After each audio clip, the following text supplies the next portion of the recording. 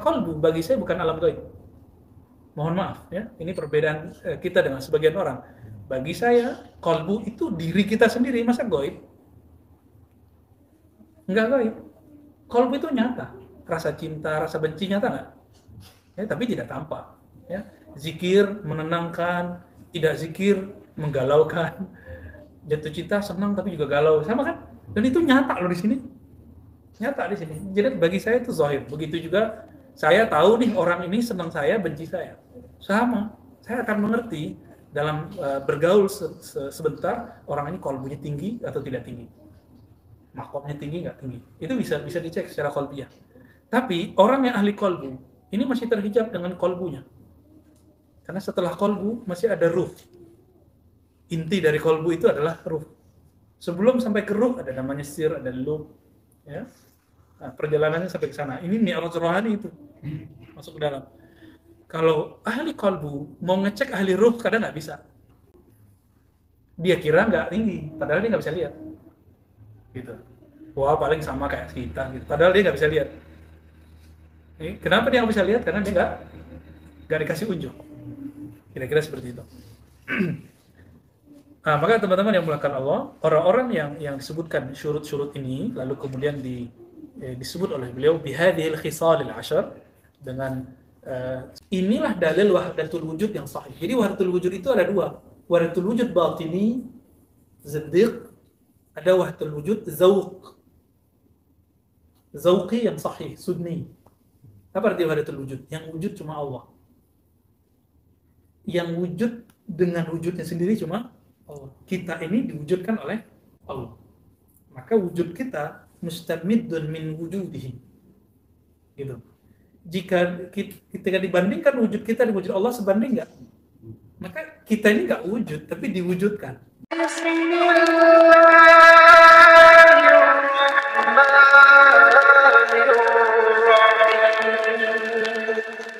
Zikir hu Allah biar ahli debus.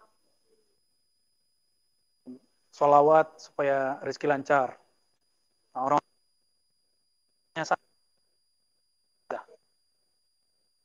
mereka hanya sampai di Baitul Izzah. Baitul Izzah itu di Sama'id dunia dan itu perjalanannya masih yang disebut ilaihi kepada Allah, kembali ke azal. Kita akan kembali ke maka prosesnya panjang. Jadi kalau ada orang meninggal itu belum selesai.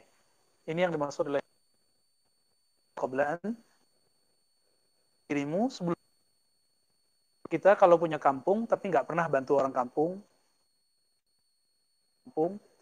nggak punya investasi di kampung, terus nggak pernah lihat, nggak tahu tiket kampungnya mana, kampung tapi nggak sampai ke kampung, kira-kira seperti itu. Nah, si pemilik kampung itulah bernama Allah. Uzkurullah. Sebutlah Allah itu disebut-sebut. Ya. Inilah yang dikatakan Riji'i ila rabbik. Apa disebutkan rabbik? Kata Rabb dalam bahasa Arab, kita sering mengatakan Rabbul Bait, rumah. Rabb alam semesta. Rabbus samawati dan bumi. Nah, ini perjalanannya panjang. Perjalanan itu panjang. Tapi jika kita ketemu dengan Al-Waris Al-Muhammad yang kita sebut Khalifatullah Al-Mahdi fi akhir zaman, atau para sahabat langsung ketemu Nabi, sesaat ketemu Nabi. Jadi Nabi mengatakan man ra'ani fil manam faqat ra'ani. Yang melihat aku dalam mimpinya betul-betul melihatku. Kenapa syaitan tidak bisa menyerupai Nabi? Apalagi bertemu Nabi sallallahu alaihi wasallam secara fisik, yaitu para sahabat. Itu sebabnya Umar bin Abdul Aziz mengatakan debu yang melekat pada jubah Muawiyah lebih afdal daripada sholatku, ibadah. Kenapa? Muawiyah, meskipun beliau dalam ijtihad politiknya dianggap salah oleh ulama tarikh, tapi beliau beruntung bertemu Nabi SAW. Maka Muawiyah, Ali, Aisyah itu di alam sana sudah beres. Kita aja di sini yang masih ramai. Ya. Sama tadi Ibnu Taimiyah, Ibnu Qayyim, itu di sana sudah selesai dia. Allah Maha Pengampun, Maha Penyayang, sudah diampuni. Kan maksud mereka benar. Thariqahnya tidak tepat. Tapi di akhir hayat dia sudah tajdid. Lahzah. Jika ada orang bermaksiat pun Allah terima, karena bunuh 100 orang, lalu dia tobat, Allah terima, apalagi cuma ijtihad yang salah. Cuma sayangnya bukunya yang tasyir, dan banyak orang yang sudah ikhtar rabihi, ya, tertipu olehnya. Jadi pulang itu kira-kira begitu, teman-teman. Orang yang sudah mengenal Allah, maka dia sudah tahu jalan pulang kepada Allah. Mengenal Allah itu maratib, ada tingkatannya. Ma'rifatul asma, ma'rifatul af'al, ma'rifatul sifat, baru ma'rifatul zat. Ma'rifatul zat itulah para nabi. Dan Nabi mengatakan al-ulama warasatul anbiya. Pewarisku, kalau pewaris keluarga atau bukan? Keluarga. Itu sebabnya wa ala alihi, Allahumma salli ala Muhammad wa ala ali Muhammad. Al Muhammad. Kenapa Nabi tidak tambahkan as-sahbi? Kenapa? Karena di sini cukup. Semua pewaris Nabi adalah keluarga Nabi. Semoga kita diterima sebagai keluarganya. Amin. Keluarga ruhaninya. Ya. Ilmu ini dikhidmahkan untuk itu. Cuma lagi-lagi karena ini ilmu mahal, jangan sampai ditaruh di tempat yang tidak benar. Nah, dulu dibuka oleh orang-orang secara otodidak. Lalu mereka karena tidak mengerti istilahnya, termasuk Ibnu Taimiyah. Ketika baca kitab ini, dia belum beres baca, belum faham mustalahatnya, tidak talaqi kepada orang yang bersambung sanadnya kepada Al-Hakim Tirmizi. Apa kata Ibnu Taimiyah? Al-Hakim Tirmizi adalah orang yang pertama kali membuat bid'ah bahwa walayah afdal minan nubuwah. Tinggi daripada nubuwah. Dan itu tidak benar, karena beliau tidak pernah mengatakan itu di sini. Yang benar, kewalian Nabi lebih tinggi dari nubuatnya. Itu benar. Dan kita bahas sebelumnya dengan Bu Yasfi. Orang-orang yang ibadun nufus, walaupun sudah sakti di dunia. Baitul Izzah. Dia nggak bisa sampai ke langit kedua, ketiga, keempat, kelima, keenam, ketujuh. Baitul Ma'mur. Tapi wali-wali besar, dia sudah sampai ke Baitul Ma'mur, sampai ke Sidratul Muntaha. Itu akhir dari perjalanan malaikat tidak boleh lewat. Tapi pewaris al-ulama warasatul anbiya itu diizinkan Allah untuk mi'raj rohani. Ya, inilah yang dikatakan oleh para ulama kita, dan itu sudah jadi ijma' ulama sufi. As-salatu mi'rajul mu'minin. Salat itu mi'raj orang beriman. Baru itu tembus seperti yang disebutkan di halaman ini, ya, halaman 147. Jadi bertahap, ilfi illiyin, di bertahap naik. Jadi sekarang teman-teman, orang yang antum kenal sebagai mursyid, ulama, kiai yang kita anggap kiai luar biasa, sahibul karamat, lagi antri, kalau nggak antri di Baitul Izzah, antri di Baitul Ma'mur. Antri semua. Kita nggak tahu nih, kalau kita meninggal nanti kita masuk ke Baitul Izzah aja udah syukur. Kalau enggak, ya itulah melayang-layang di mana-mana. Jadi, jangan terlalu melebihkan mursyid. Oke, termasuk saya. Saya belum makomnya lah mursyid itu. Ijazahnya dapat secara tertulis, tapi makomnya saya nggak merasa pantas. Ya, maka kita disindir oleh guru-guru kita. Banyak orang bisa menyampaikan materi, tapi tidak bisa menyampaikan murid kepada Allah. Nah, kita mau minimal antum sampai di asma'nya, sampai di af'alnya, sampai di sifatnya. Kalau sampai ke zat, itu haknya Nabi SAW, dan pewaris beliau yang paling akhir, itu Al-Mahdi. Cuma itu. Dan setiap zaman disebut Al-Qutub Al-Ghaus. Itu ulama yang paling mewarisi Nabi SAW secara kulli, secara utuh. Ya. Jadi teman-teman yang muliakan Allah, jadi kita harus keluar dari tempurung mazhab kita, thariqah kita, untuk memahami fenomena ini. Karena Imam Ibn Arabi mengatakan, seperti yang disebutkan ya dalam kitab-kitabnya, nanti ketika Al-Mahdi keluar, imam akhir zaman yang dalemannya itu persis seperti Nabi. Jadi kualitas rohaninya plok Nabi. Cuma nggak ada Nabi lagi kan?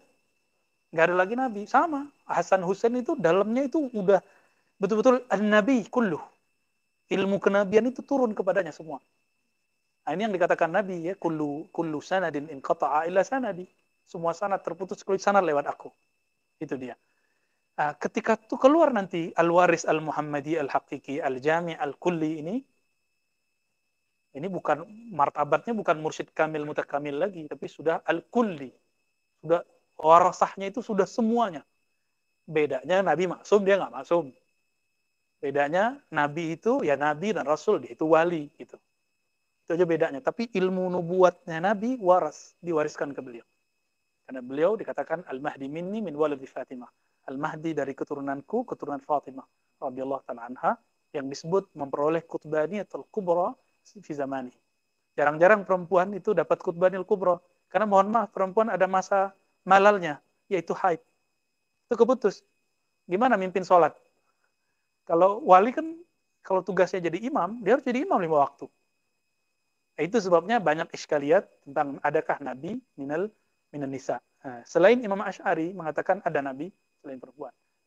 Dan lakinni ana ma'al Asy'ari. Ya, wa in kana yukhaliful ghair. Ya. Jadi ketika nanti Al-Mahdi itu keluar, itu mazhab, manhaj, tariq dalam warasahnya. Karena idza tala al-badru inkashafat al-budur.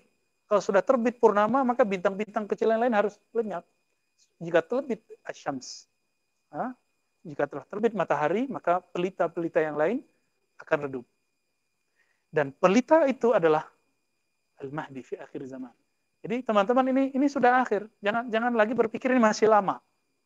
Tolong jangan berpikir lagi ini masih lama. Ini sudah akhir. Kenapa? Virus akidah sudah nyebar seluruh dunia. Virus fisik, biologis sudah tersebar seluruh dunia. Virus apa lagi antum sebut semua? Semua udah. Jadi virus itu kan virus semua. Nah, ini yang dikatakan oleh Nabi. Al-Mahdi itu akan memenuhi bumi dengan keadilan, sebagaimana bumi dipenuhi dengan kezaliman. Yang nyebarin virus itu zalim bukan? Jadi bukan masalah Amerika, Cina, apa, bukan. Walaupun merekanya orang-orang, mungkin ada kaitan dengan negara tersebut, tapi bukan atas nama negara itu. Itu sudah di luar itu. Mereka junudu, dajjal, wa juyushuh. Ya. Mereka tentara-tentaranya Dajjal itu. Dajjal artinya apa? Pembawa propaganda. Ya. Tapi sebagaimana Al-Dajjal itu syakhsun haqiqiyun, dia itu orang, beneran orang. Begitu juga Al-Mahdi itu orang. Nah, tapi fitnahnya banyak orang. Itu bukan syakhsun, ashkhas. Fitnatul Dajjal yang Nabi kemudian berdoa, itu ashkhas. Nah, semoga kita termasuk yang ghuraba itu. Ya. Di saat orang membid'ahkan, mengharamkan ilmu ini karena tidak paham, lalu kita pelajari dengan sanad dari guru-guru kita. Ya. Tubalil ghuraba. Ya. Tubalil ghuraba. Semoga kita ini yang disebut gharib sebenarnya teman-teman. Jadi gharib itu bukan baju saya yang begini itu. Kemana-mana pakai kopiah, bukan. Itu bukan ghuraba. Gerabak namanya itu. Ya. Gerobak. Ghuraba, orang yang asing, ketika orang semuanya, ketika di masa Nabi, mereka musyrik, Nabi tidak musyrik. Ya, orang nakal, beliau nggak nakal. Orang-orang jahiliyah, beliau tidak jahiliyah. Ini yang disebut gharib. Pengikut Nabi ini kan nggak langsung banyak. Sedikit. Justru ditolak oleh orang kampungnya. Yang nerima Al-Madinah Al-Munawwarah. Ya, ilmu ini kalau dipulangkan ke sono ya ditolak lagi. Kan ditolak sekarang. Boleh nggak diajar ini? Akidah Asy'ari aja nggak boleh diajar sekarang di Saudi. Terakhir madrasah Salatiyah sekarang sudah diwahabikan. Sudah diwahabikan sekarang. Ya. Kurikulum terakhirnya sudah berakhir. Jadi sekarang jika ingin Salatiyah bertahan, ganti kurikulumnya. Dulu kan mazhabnya Hanafi. Akidahnya Maturidi Asy'ari. Sekarang dan Sufi. Sekarang udah nggak ada. Jadi kalau ilmu-ilmu begini dipulang ke sono, ya hilang semua. Jadi kalau antum mau cari Al-Mahdi, ilmunya Al-Mahdi, nggak ke sana lagi kita nyarinya. Udah nyebar di mana-mana sekarang. Jadi kalau ada orang bilang, di Mekah nggak begitu kok. Ya Mekah tahun berapa? Ya. Terakhir Said Alawi mengajar dan teman-teman beliau, itulah akhir ilmu Al-Mahdiyah berakhir di Mekah dan Madinah. Itu berakhir sudah. Selebihnya ya mujamalah aja. Kita tahu kok beberapa syekh kita duduk ya. Terus ada orang nanya, dia menyembunyikan kesufiannya, kita lihat. Cahaya di wajahnya kelihatan kalau dia ahli zikir tarekat tertentu. Ya. Dia kaulnya ketika menjawab fatwa, dia tercenderung ke mazhab fikih tertentu, kelihatan. Tapi karena dia disorot, terlalu banyak jasus, belum diam. Ya, ketika ditanya hal-hal tertentu, oh Dan saya nyaksin sendiri waktu menemani seorang syekh dari Abu Dhabi ketemu dengan beberapa dosen-dosen di Jami'ah Ibn Saud di sini. Apa kata beliau? Ma malikiyun illa huwa asy'ari. Enggak adalah maliki kecuali asy'ari. Kami semua asy'ari. Ente syafi'i, ente maliki, ente asy'ari. Apa kata si salah seorang guru? Uskut. Uskut. Al-an uskut. Ente diam. Ente di tempat yang enggak aman. Itu ulama doktor ya. Nah, ini yang dikatakan tadi dalam kitab Risalah Ibnu Jahbal. Karena masalah finansial, bertahan hidup. Kalau Dajjal nanti datang, kira-kira gimana? Antum nggak bisa makan. Mau ganti agama semua. Mau ganti akidah semua. Maka harus belajar zikir kolbu, supaya bertahan hidup. Nah, zikir yang nanti kita kenyang dengan zikir itu. Ada saatnya, teman-teman. Ya. Jadi, kita akan pergi. Walaupun badan ini disiksa, ruh pun tidak akan berubah. Nah, inilah yang ahad-ahad yang masuk ke Sayyidina Bilal. Jadi Bilal itu diajarkan Nabi, ditalkin oleh Nabi, zikir qul huwallahu ahad, Allah ahad. Masuk sampai ke dalam tubuhnya, mengalir ke darahnya, ke dagingnya, ke rambutnya, ke semuanya. Ketika dipaksa, ya, utruk dina Muhammad.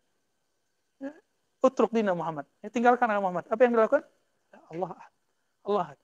Itu bikin dia udah jadi debus itu. Walaupun uratnya apa rusak semua, ya, kulit-kulitnya tercecer itu banyak. Banyak yang rusak. Tapi Sayyidina Bilal, karena manis nama Allah sudah masuk ke dirinya, la yakhruj abadan. Itu iman gak pernah keluar lagi. Nah, ini yang mau kita ambil, teman-teman. Ini yang mau kita ambil. Dan ini gak mungkin illa bil warasah. Diwariskan dari guru ke muridnya. Guru kita dari gurunya dari sang maha guru, Sayyidina Rasulullah sallallahu alaihi wasallam. Jadi, jangan bosan-bosan untuk mengkaji ini, kunu ghuraba. Ya, inilah ghuraba yang hakiki. Semoga Allah menerima kita sebagai pewaris ajaran Nabi sallallahu alaihi wasallam. Baik, dengan begini teman-teman, alhamdulillah Buya Zul Asfi sudah datang. Kena hujan ya dia. Masya Allah. Yang penting hatinya nggak gerimis. Kita persilakan waktu dan tempat kepada beliau. Ini waktunya gak santai nih. Karena hujan juga di luar kan. Udah hujan ya? Udah berhenti. Baik, tafadhal. Allahumma sholli ala sayyidina. Ini bulan Maulid ya, kita nggak ada selawat-selawat ya. Ya udah, tadi dalail udah tadi.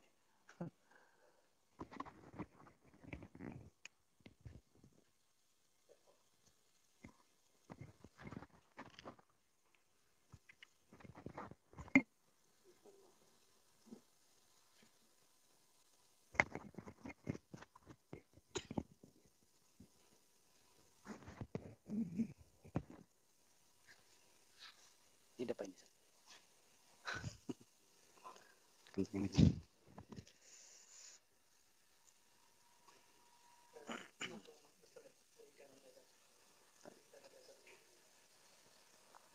Bismillahirrahmanirrahim. Assalamualaikum warahmatullahi wabarakatuh.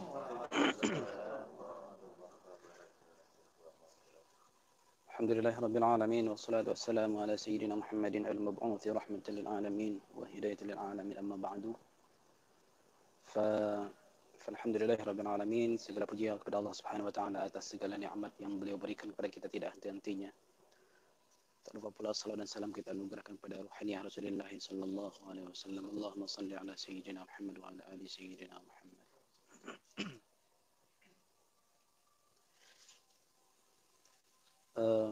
Duduknya saya di depan ini bukan berarti menunjukkan saya lebih afdal, bukan. La ya'ni anni afdal minkum wa la ya'ni anni fi mustawa wahid ma Dr. Ar-Razi, la. Bukan satu tempat dengan Ustaz Ar-Razi. Bukan juga saya lebih afdal dari kawan-kawan semuanya, udah.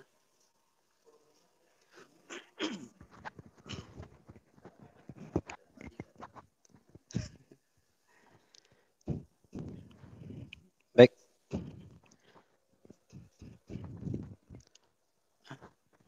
Sini dia.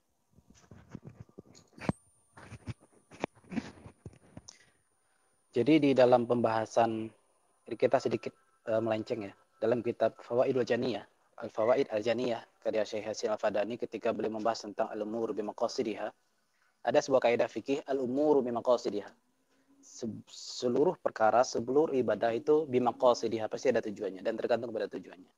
Nah, ada beberapa baris dalam kitab tersebut ketika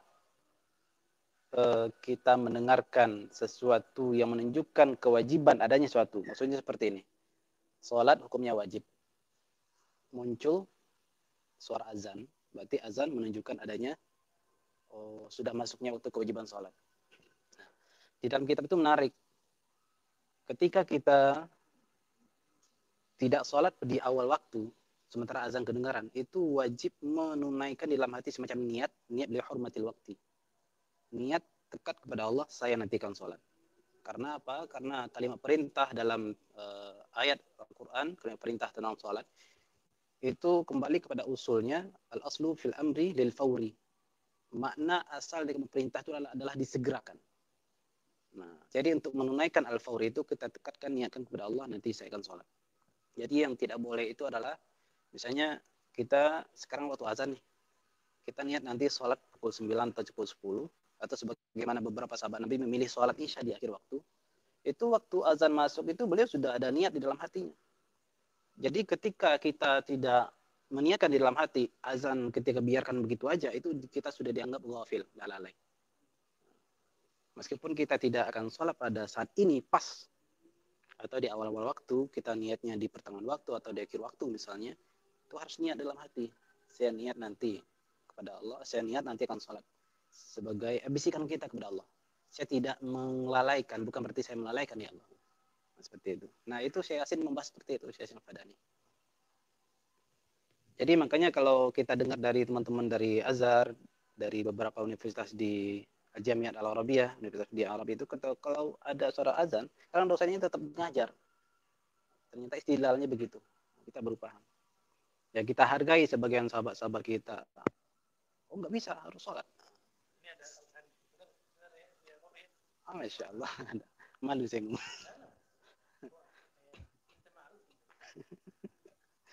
Masya Allah. Nah, mirip dengan saking semangatnya teman-teman kita, sampai masuk kelas ada majlis, beliau ngucapin salam. Itu kan makruh hukumnya. Makruh hukumnya nanti bisa mengalihkan perhatian jamaah yang khusyuk mendengar kajian. Waktu itu ada Dr. Bashir Abdul Mutin, Mab'uz Azhar, Ustaz ngajar di Fakultas Dirasah Islamiyah. Ada mahasiswa yang telah datang, Assalamualaikum, beliau marah, beliau ngajar. Gak perlu untuk baca salam katanya. Masuk aja, ini udah majelis ilmu, sudah ada fadilah tersendiri. Fadilah salam udah ada di fadilah kamu ngaji di sini. Itu kata beliau gitu.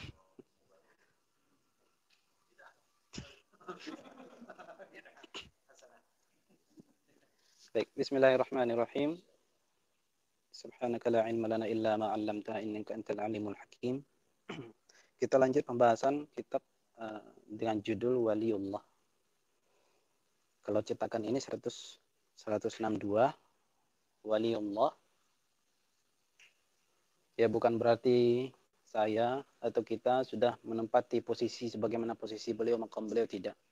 Kita hanya marhalah menakal apa yang beliau tuliskan. Karena beliau menulis berarti untuk kita baca, untuk kita pelajari. Kalau beliau tidak menulis kitab, tidak ingin dipelajari, beliau nggak bakal nulis. Beliau nggak bakal nulis. Untuk sampai kepada menyentuh kitab ini dengan rasa iman dan ketakwaan kepada Allah, insya Allah itu sudah rezeki dari Allah Subhanahu Wa Taala. Berbeda dengan kalangan-kalangan yang tidak ada iman dalam hatinya, tidak ada cinta kepada Allah, lalu dipegang kitab ini, dia baca, dikhawatirkan membaca kitab ini hanya untuk mencari-cari celah, untuk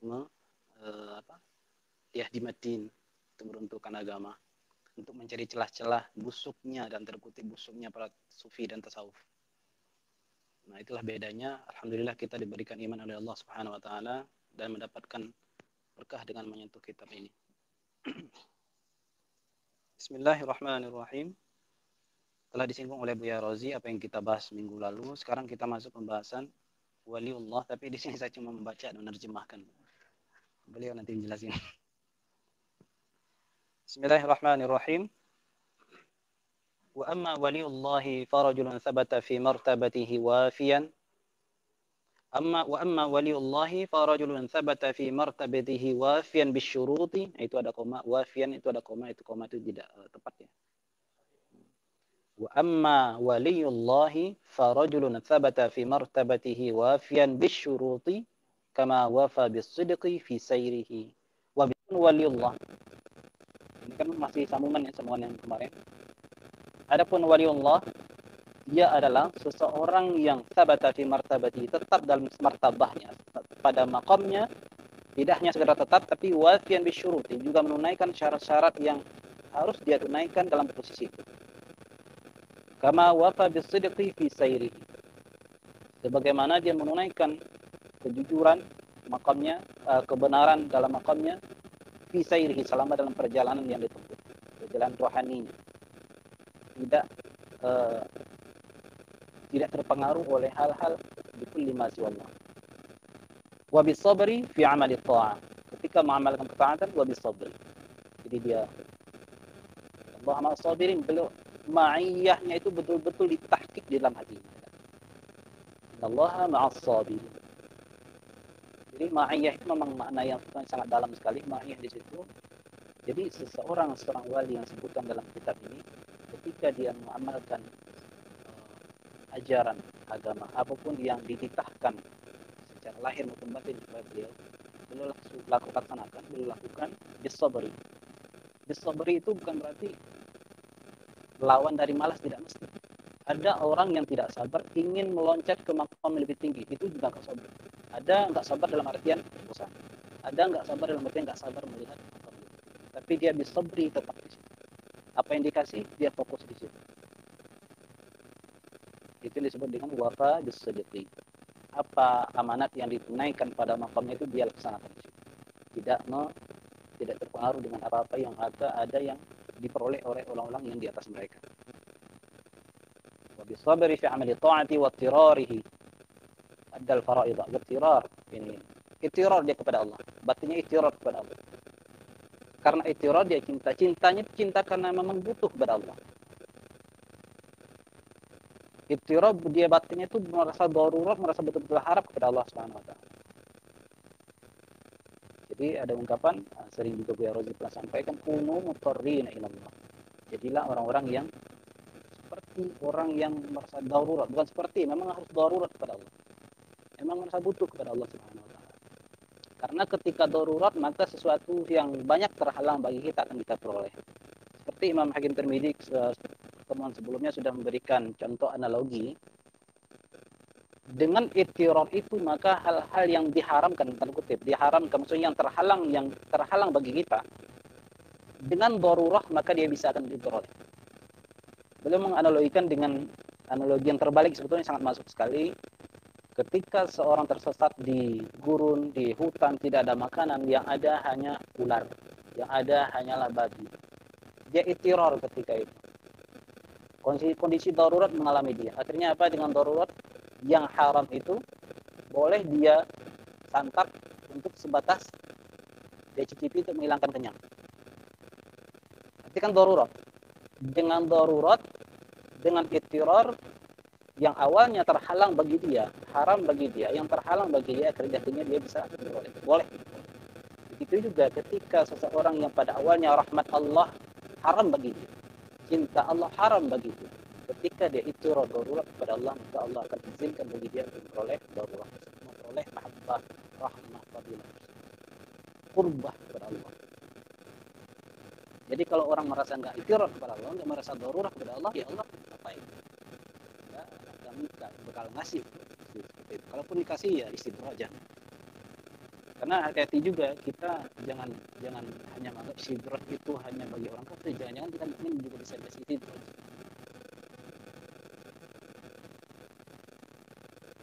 Adal fara'idha wa hafizal hududa. Nah, ini menarik. Kemarin beberapa hari lalu kita juga sempat buka Makiyah sama Buya Rozi Hashim. Jadi awliya itu mereka tetap melaksanakan faraid, amaliyah jismiyah, ubudiyah itu mereka kerjakan. Selagi mereka akal mereka masih tepat, masih tidak kemana-mana, tidak hilang, tidak lenyap oleh asyik kepada Allah Subhanahu wa taala, maka dia tetap ada hudud yang harus dia jaga, ada fardu yang wajib dia tunaikan. Maka Ibnu Arabi menjelaskan, sangat memberikan jempol kepada mujtahid yang menghukum mati para wali-wali yang syatahat mengungkapkan kalimat-kalimat secara syariat itu melanggar.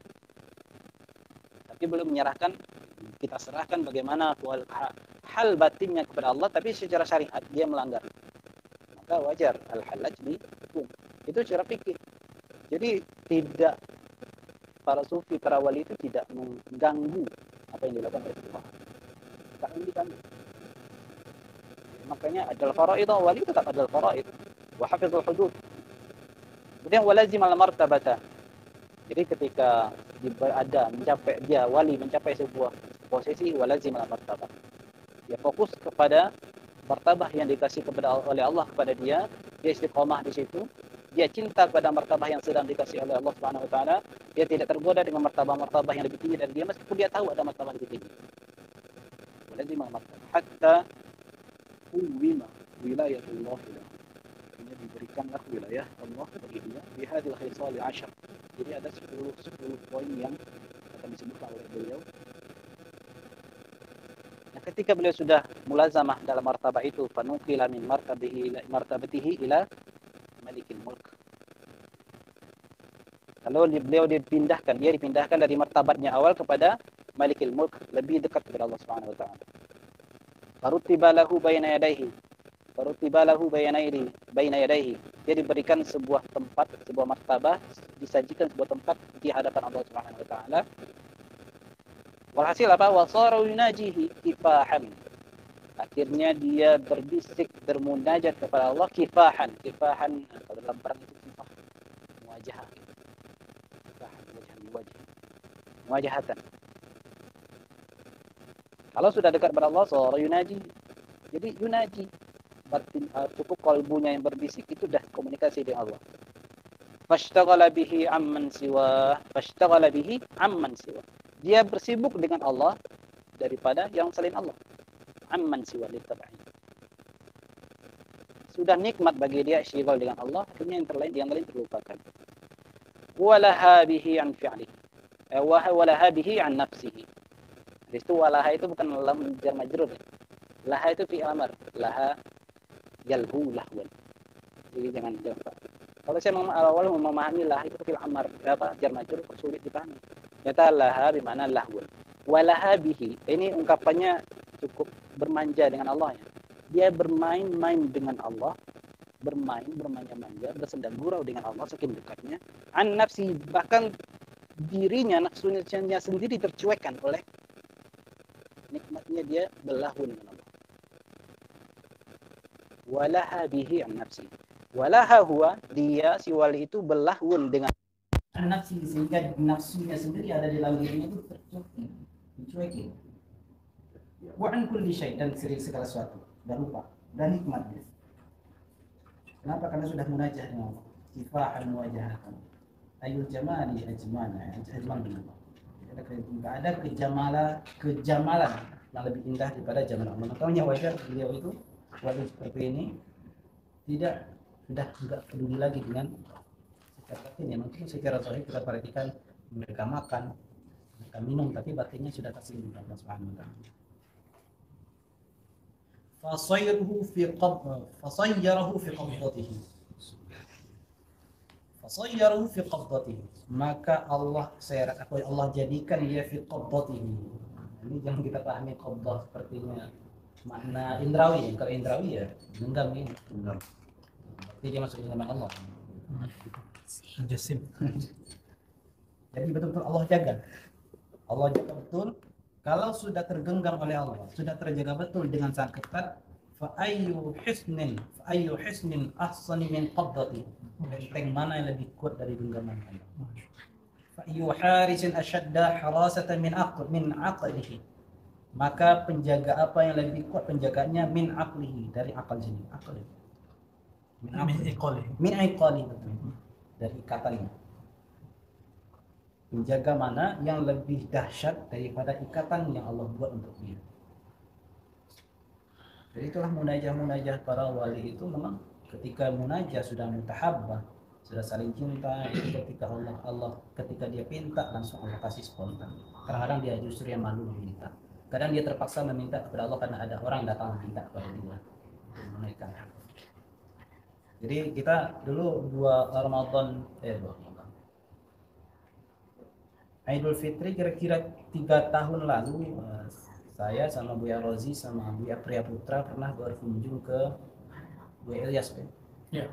Buya Ilyas Khatib di Mantiqah Suliki 50 kota Sumatera Barat. Memang wilayahnya itu kawasannya cukup asri ya, persawahan, tapi di situ nggak ada sinyal.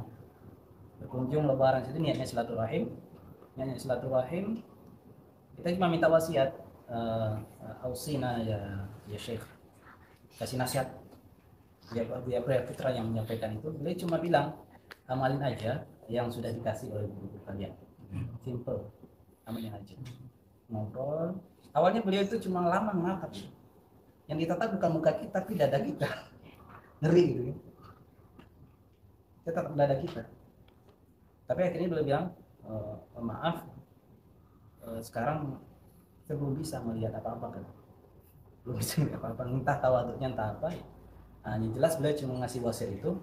Nah, di sesi terakhir kita mau pulang, Buya Priya Putra minta anaknya didoain oleh beliau. Nih Hisham juga ikut didoain. Hisham. Nah, saya giliran terakhir. Kebetulan putri saya waktu itu lagi sakit, lehernya bengkak, kena efek dari TV. Lehernya bengkak tuh nggak bisa, kepalanya nggak bisa berdiri. Sudah 1 bulan nggak bisa berdiri. Kalau digendong, dia pasti nyender di bahu. Kalau di bahu duduk, dia bisa pasti nangis. Bibirnya langsung pucat, senahan sakit. Dia pasti tidur. Padahal sebelumnya udah lari, udah bisa jalan, bisa lari. Tapi dalam 1 bulan itu nggak bisa ngapain. Jadi makin kurus.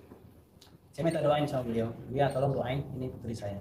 Digendong, udah pegang kepala putri saya. Pegang kepala, nggak tahu doa apa, penting doa agama. Spontan, bismillah. Nyampe di rumah, putri saya langsung berdiri lagi.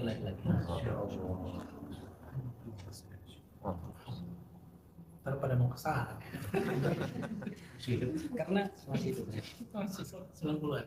Sebetulnya saya sering melihat hal seperti itu ya. Sebetulnya nggak tertarik juga menyampaikannya karena ada hajat. Kejadiannya di putri sendiri jadi menarik. Iya. Jadi orang seperti itu. Yang maksudnya dialami sendiri, yang melihat seperti itu memang dialami sendiri. Nah itu contohnya, sebetulnya awliya Allah itu kalau meminta dia malu, minta kepada Allah dia malu, tapi karena ada hamba Allah yang dhaif, yang fakir minta kepada beliau, ya berarti kan kita bertawasul namanya. Ini bertawasul. Ya. Itu terjadi. Apalagi tadi disebut dengan itiror.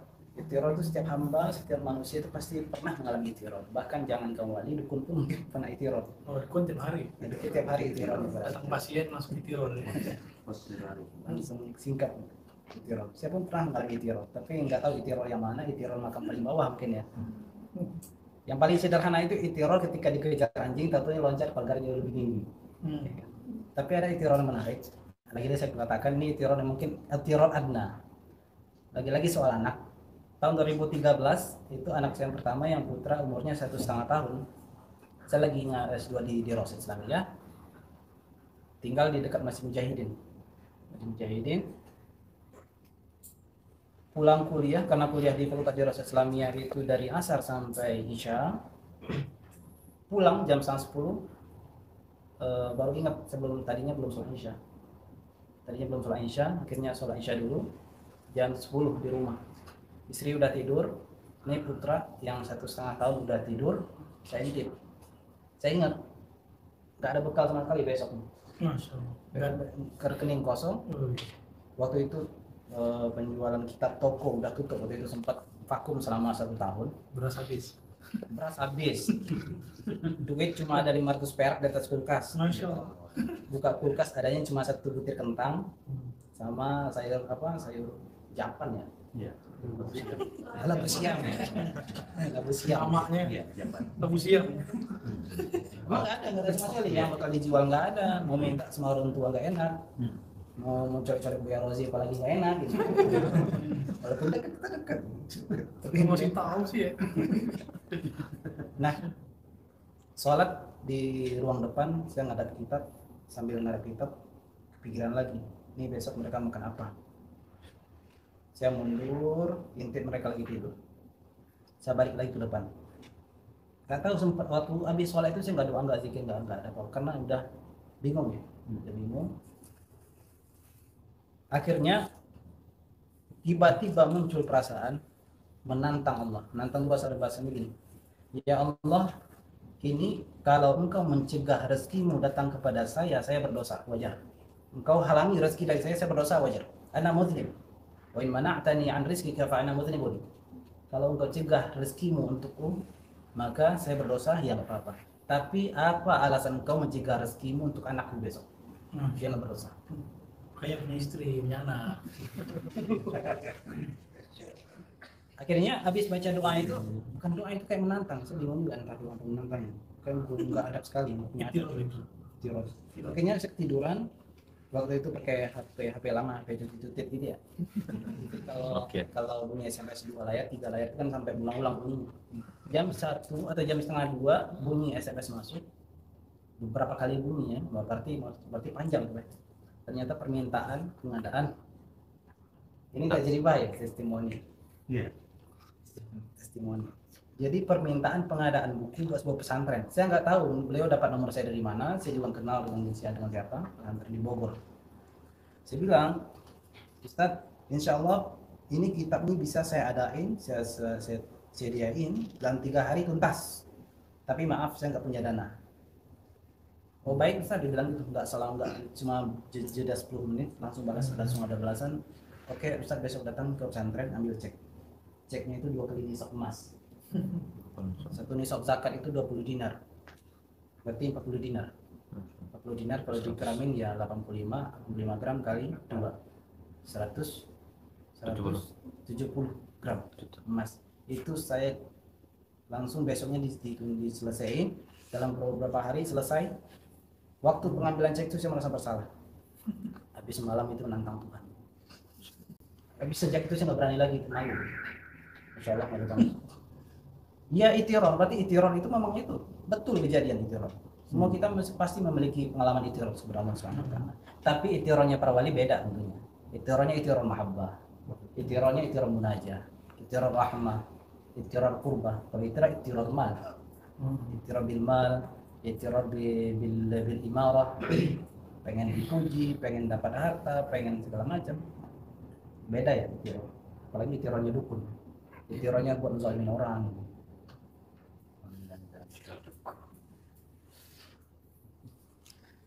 Jadi aulia itu dijaga oleh Allah Subhanahu wa taala. Ayu harisan ashad harasatan min iqalihi. Enggak ada penjagaan lebih kuat daripada penjagaan ikatan Allah Subhanahu wa taala.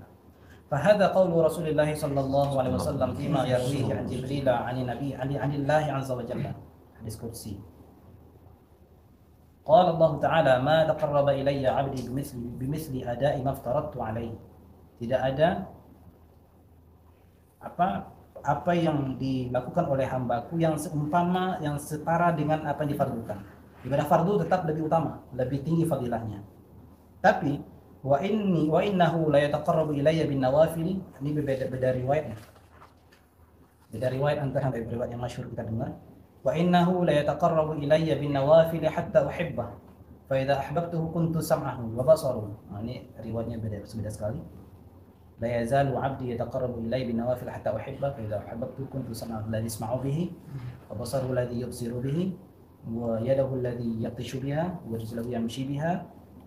Nah itu beberapa riwayat yang masyhur kita dengar dalam Sahih Bukhari juga.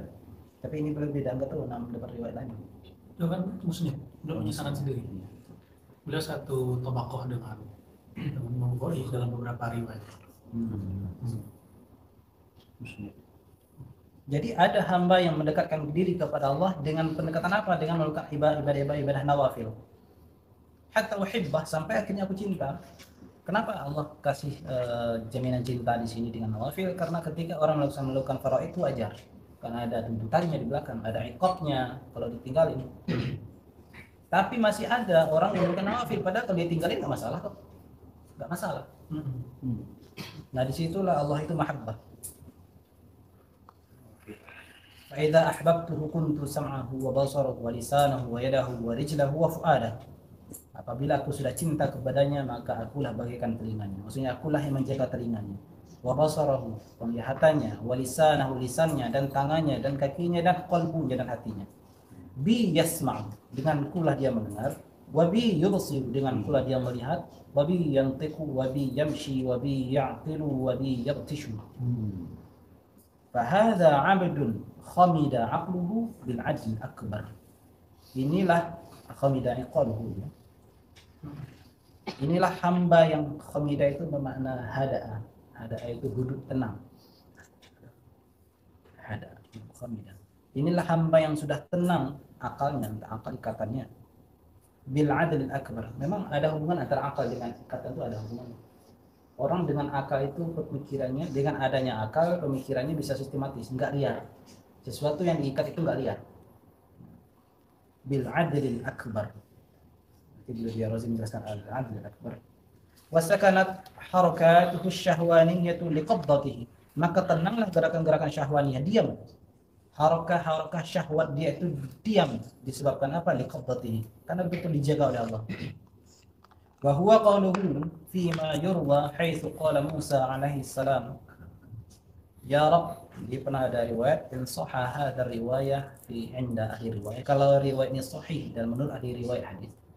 Tentunya kalau inda ahli haqiqah bisa jadi ini sahih. Memang secara riwayat ini memang asing ya. Kalau secara ilmu riwayat jadi kita tidak tahu, tidak ummahat mungkin sulit ditemukan. Tapi beliau karena beliau musnid, mungkin beliau dapat. Ziyadatus thiqah. Ya Rabb, kata Sayyidina Musa alaihissalam, aina abghika, di mana aku bisa mencarimu? Aina abghika, di mana aku bisa menemukan? Faqala Allah Ta'ala, ya Musa, wa ayyu baitin yas'uni? Bait mana yang bisa menampungku, yang bisa cukup bagiku? Tempat mana yang bisa cukup bagiku? Posisi mana, makanan apa yang bisa cukup untuk diriku? Wa ayyu makanin yahwini, tempat mana yang bisa, yang ada untuk meliputiku, yang bisa membuatku bertempat di atas, enggak ada. Fa in aradta an ta'lama aina ana fa inni fi qalbi talikil war'il afif. Jika engkau ingin mengetahui di mana aku, maka sesungguhnya aku berada di dalam hati at-tarik, hati orang yang meninggalkan. At-tarik nanti beliau jelaskan di bawah. Al-wara', orang yang wara', hati orang yang afif, yang menjaga tidak tolak oleh kemana-mana gitu. Al-afif, menjaga konsistensinya, menjaga istiqamahnya. Wat-tariku huwa alladhi tarakahu bijuhdihi. Beliau tinggalkan kullu ma siwa Allah. At-tarik. Wa fihi baqiyah. Di situ dia akan tetap. Tsumma manna alaihi rabbuhu bima wasafnahu. Kemudian Allah memberikan karunia bagi dia bima wasafnahu. Dengan apa yang telah kami sebutkan di atas. Fa wara'uhu huwa ma alaihi. Fawarra'ahu huwa ma alaihi. Allah warakkan dia. Tsumma affafa fala yultafitu ila syai'in. Kemudian Allah iffahkan dia. Allah iffahkan dia. Dikata iffah itu lebih sering kalau kehidupan sehari-hari lebih sering digunakan untuk kehidupan suami istri, menjaga iffah, menjaga apa. Jadi kalau suami sudah punya istri, dia tidak ada iffah lagi kepada wanita lain. Istri punya suami tidak ada iffah lagi ke laki-laki lain. Nah seperti itu. Jadi kalau si hamba, si wali sudah diiffahkan oleh Allah, maka dia tidak menatap lagi, tidak ada rasa lagi, tidak cinta lagi kepada yang selain Allah Subhanahu wa taala. Tidak menatap lagi kepada selain Allah. Fahadha muwafaqun lidzalik. Maka orang ini muwafaq.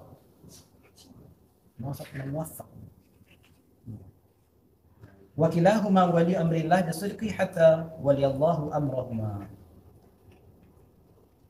Dari ya. Ahsan.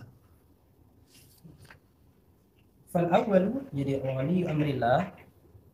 Fal-awwalu kan. Al-awwalu ini adalah farajulun thabata fi martabatihi wafiyan. Ada rajulun yang dibaca di awal tadi, rajulun thabata fi martabatihi wafiyan bi syurut. Itu al-awwal, kharajat lahu al-wilayatu minar rahmah. Keluarlah untuk dia itu kewalian minar rahmin rahmatillah. Karena rahmat Allah.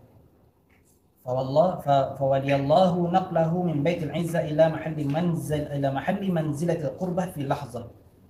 Maka Allah pindahkan dia dari Baitul Izzah kepada tempat dekat kepada Allah. Manzilatul qurbah fi lahzah, dalam sekejap. Seperti singgung dia tadi lah fi Baitul Izzah. Wathani itu nutila min martab ila malikil mulk. Jadi rajulun sabata fi martabatihi Dia itu dinukil, dipindahkan ila malikil mulk, dari posisi pertama dipindahkan kepada malikil mulk, lebih akrab kepada Allah. Wa tsani kharajat lahu wilayatun minal jud. Nanti apa bedanya rahmah dengan jud, nanti dia menyampaikan.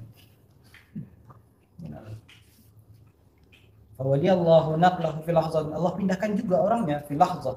Min mulkin ila mulkin hatta malikil mulk, dari sebuah kerajaan Jabarut, Lahut, Nasut, Allah pindahkan min mulkin ila mulkin hatta malikil mulk, sampai malikil mulk. Wa huwa qauluhu ta'ala Allahu waliyyul ladzina amanu yukhrijuhum minadh dhulumati ilan nur. Ternyata ayat ini memang dalam kalau dibaca dalam kebiasaan sehari-hari, memang hidayah dari kekafiran iman, dari kesesatan menuju dapat hidayah. Tapi di sini maknanya lebih dahsyat. Allahu waliya ikhrajahum min zulumatin nafsi ila nuril qurbah. Itu maknanya. Allah memimpin, Allah mengeluarkan mereka dari apa? Dari kegelapan nafsu belantara. Kegelapan nafsu belantara ila nuril qurbah, pada cahaya qurbah, dekatnya kepada Allah. Enggak sampai di situ. Tsumma min nuril qurbah ila nurih, dari cahaya qurbah. Qurbah itu sudah ada cahayanya. Qurbah itu udah cahaya. Kalau untuk benda-benda yang hissi, benda-benda material, kita bisa lihat. Itu kita mendekati api, mendekati lampu, kita udah kena ciptakan cahayanya. Sejak sejarak yang jauh sudah kena cahayanya. Tapi semakin dekat, itulah min nuril qurbah ila nurih, dan nurnya itu sendiri. Tsumma qala ta'ala ala inna awliya Allah la khaufun 'alaihim wa la hum yahzanun. ولي الله أمرهم وولي نصرهم على نفوسهم لتولوا أيام الدنيا نصرة حقوقه ثم ولي أخذهم إليه وضمهم إلى المحل بين يديه فتولوا دعوة خلقه إليه والثناء عليه. Jadi sesungguhnya ketahuilah, sesungguhnya para aulia Allah la khaufun 'alaihim, tidak ada takut bagi mereka. Wa lahum yahzanun, tidak ada rasa sedih lagi. Kenapa? Karena sudah terpalingkan oleh munajatnya kepada Allah. Kenapa saya takut lagi? Kenapa saya sedih lagi? Puncak kegembiraan sudah diperoleh. Kenapa saya takut lagi? Puncak keamanan sudah saya peroleh. Waliyallahu amrahum, Allah kelola urusan mereka. Allah yang mengurus mereka secara langsung. Wa waliya nasrahum, Allah yang menolong mereka secara langsung. Ala nufusihim, bahkan ketika untuk melawan nafsunya sendiri, melawan dirinya sendiri, Allah membantu. Ditawalau ayyamad dunya nusrata huquqi, agar mereka juga bisa melewati hari-hari mereka di dunia, nusrata huquqihi, untuk menolong hak-haknya Allah. Tsumma wali akhdahum ilaihi wa dhammahum ila al-mahalli baina yadayhi. Allah gabungkan mereka, Allah masukkan mereka ke tempat di hadapannya sendiri. Fatawallau da'wata khalqihi ilaihi wath-thana'i alaihi. Jadi mereka para wali itu tawallau da'wata khalqihi ilaihi. Jadi ketika ada orang-orang yang adna, makhluk-makhluk biasa, hamba biasa, wasi mereka itulah yang mereka inilah yang menjadi wasilah untuk sampai kepada Allah Subhanahu wa taala. Tsumma wasafa 'azza wa jalla haula'il awliya. Allah sifatkan para aulia ini. Allah katakan alladzina amanu wa tatma'innu qulubuhum bi dzikrillah, ala bi dzikrillah tatma'innul qulub, ay yatma'annu ilaihi wa kanu yattaqun. Maksudnya adalah mereka tenang kepada Allah, wa kanu yattaqun, mereka takwa kepada Allah, ayattaquna ay yutamminu ila ahadin siwa. Mereka menjaga diri mereka, ay yutamminu ila ahadin siwa. Yutamminu yani yatma'innu, mereka menjaga diri dari merasa tenang terhadap selain Allah. Ada di antara kita merasa tenang ketika berhadapan dengan selain Allah, dengan makhluk, dengan keluarga, dengan jabatan, merasa tenang. Itulah yang diitikokkan oleh para aulia. Yattaquna an yutamminu ila ahadin siwa. Kafani ya. Masyaallah. Baik teman-teman yang dimuliakan Allah, alhamdulillah kita sudah dengar uraian Buya Asfi tentang pendahuluan dari waliullah. Sebelumnya kita bahas waliyu huquqillah. Wali huquqillah itu boleh disebut wali umum lah. Ya, yang mereka jadi fi baitil izzah. Tapi satu saat Allah akan angkat mereka juga ke hadiratul qurbiyah Allah Subhanahu wa taala. Baik. Di sini dikatakan, teman-teman, Bissalati wassalami ala nabi sallallahu alaihi wasallam wa bijahi nasrullah yaftah qulubana wa qulubas sami'in al-hadirin al-hadirat. Jadi beliau mengatakan, adapun wali Allah, wali yang mutlak, bukan yang wali hukukillah. Apa perbedaannya? Farajulun sabata fi martabatihi wafiyan. Orang yang tetap padanya beberapa hal yang nanti disebut dengan al-khisal al-ashar. Al-khisal al-ashar. Khisal al-ashar itu nanti ada di halaman 164. Jadi itu kita bahas nanti di pekan depan. Jadi antum pengen jadi wali nggak? Kalau pengen jadi wali, ada jalannya di sini. Wali itu udah ada kajiannya, udah jelas. Ala inna awliya Allah la khaufun alaihim wa la yahzanun. Karena ini ayatnya sharih, ulama yang mewariskan ilmu walayah dari Nabi SAW itu sudah tahu bagaimana cara likai nudarikha, ya, bagaimana cara mencapai kewalayahan itu. Gitu. Nah, semoga kita diizinkan Allah nanti untuk menjalaninya. Nah, nanti kan antum sudah dapat tasdik bil qalbnya tuh. Itu sudah wilayah sughra. Sudah kewalian minor. Lalu yang kedua, ya minimal dapat kasyaf akli. Akal kita udah nggak nolak. Dulu Kiai Wafiuddin itu ada orang iri sesama wakil talkinnya Abah Anom itu iri. Beliau cerita ya. Kok berani buka-buka kajian tasawuf di TPI? Gitu. Dulu TPI ya? TPI apa TVRI dulu? Belum translatornya Syekh Hisham Kabbani dulu gurunya waktu di Amerika. Lalu dilapor lah. Jadi wakil-wakil talkin yang lain ini ngelapor ke Abah Anom. Berharap Abah Anom marahin Kiai Wafiuddin Rawamangun. Apa jawaban Abah Anom? Kalau yang buka ahlinya ya nggak apa-apa. Kalau yang buka ahlinya nggak apa. Ini orang berharap Kiai Wafi dimarahin. Tapi Abah Anom dengan bijaknya mengatakan kalau yang buka ahlinya ya no problem. Ya ciut. Makanya wakil-wakil talkin itu ya mohon maaf, mereka beberapa belum sampai kepada tingkatan waliullah, baru wali hukukillah. Masih iri sesama badal talkin, sama wakil talkin. Itu kayak gini, mau nyikut temannya. Ya, itu kejadian loh ya. Itu tidak hanya di satu toreko, di toreko lain ada. Di Syaziliyah ada, Naqsyabandiyah ada. Dan itu sudah mafhum lah. Di mana-mana banyak ya. Mbah Asrari, anak dari Mbah Kiai Ishaq di Surabaya, itu nggak diakui oleh murid-murid yang lain. Ya, saya penasaran. Karena kita dulu pernah diajarkan guru kita gimana cara jadi ada loh cara mencek makom seseorang. Tapi itu nggak mungkin saya ajarkan ke antum kan. Itu pun saya udah lupa caranya. Ya. Tapi masih ingat lah selentingan. Kebetulan kita punya keluarga dari sisi perempuan itu di sana. Depan pesantrennya. Terus kita nggak ngerti itu pesantren apa. Dicolek sama ipar kita. Itu loh Mbah Asrori. Mbah Asrori yang dikatakan orang mursyidnya batil. Mursyidnya palsu. Oh iya, yaudah saya mau sowan dulu ke beliau. Beliau sudah meninggal. Ya, kita lihat saya masih pakai baju kaos biasa, anak masih baru apa ABG ya. Cuma ngaji kitabnya sudah intens ya. Cuma kita nggak mau kemana-mana berbaju santri terus. Akhirnya saya masuk karena nggak sopan saya pakai jaket, nggak pakai kopiah. Kita duduk, kita zikir, kita minta ya Allah, orang di sana banyak menceritakan yang buruk terhadap Abuya Asrari, Kiai Mbah Asrari. Tolong tunjukkan makomnya seperti apa. Di saat itu saya zikir sejenak, tahu-tahu terjadi sesuatu yang saya sadar. Jadi saya melihat sesuatu lah. Isyarat beliau itu punya ilmu seperti air bah. Dan itu menghanyutkan semua, semuanya. Jadi siapapun yang ngata-ngatain beliau tidak sah itu lewat semua itu. Jadi sekarang yang bertahan kan sanad beliau.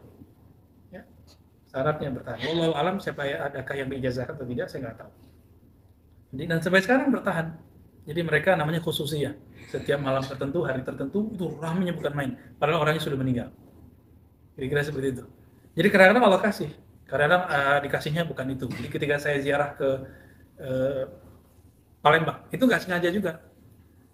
nggak sengaja ziarah-ziarah. Jadi rata-rata saya kesana itu karena ngajar atau pengen lihat situs-situs bersejarah. Terus saya bilang, ini kuburan Syekh Habib Fulan, Kiai Fulan, orang bersejarah.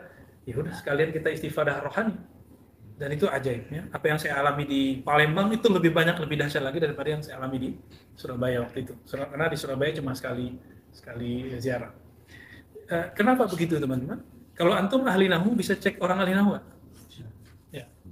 Karena kita punya guru ahli nahu. Kita sendiri nggak ahli, tapi karena diajarkan perangkatnya kita jadi bisa. Nah, saya tidak ahli qalbu, tapi saya dikasih perangkat itu oleh guru-guru kita yang ahli qulub, sehingga kita diizinkan Allah untuk mengakses itu. Jadi passwordnya harus ada gitu. Karena ini masuk ke alam qalbu. Alam qalbu bagi saya bukan alam gaib. Mohon maaf ya, ini perbedaan kita dengan sebagian orang. Bagi saya, qalbu itu diri kita sendiri, masa gaib? Enggak gaib. Qalbu itu nyata. Rasa cinta, rasa benci nyata nggak? Ya, tapi tidak tampak. Ya. Zikir menenangkan, tidak zikir menggalaukan. Jatuh cinta senang tapi juga galau, sama kan? Dan itu nyata loh di sini. Nyata di sini. Jadi bagi saya itu zahir. Begitu juga saya tahu nih orang ini senang saya, benci saya. Sama. Saya akan mengerti dalam bergaul sebentar orang ini qalbunya tinggi atau tidak tinggi. Makomnya tinggi nggak tinggi. Itu bisa dicek secara qalbiyah. Tapi orang yang ahli qalbu ini masih terhijab dengan qalbunya. Karena setelah qalbu masih ada ruh. Inti dari qalbu itu adalah ruh. Sebelum sampai ke ruh ada namanya sir, ada lub, ya. Nah, perjalanannya sampai ke sana. Ini mi'raj rohani itu. Masuk ke dalam. Kalau ahli qalbu mau ngecek ahli ruh kadang nggak bisa. Dia kira nggak tinggi, padahal dia nggak bisa lihat. Gitu. Wah, paling sama kayak kita gitu. Padahal dia nggak bisa lihat. Kenapa dia nggak bisa lihat? Karena dia nggak dikasih unjuk. Kira-kira seperti itu.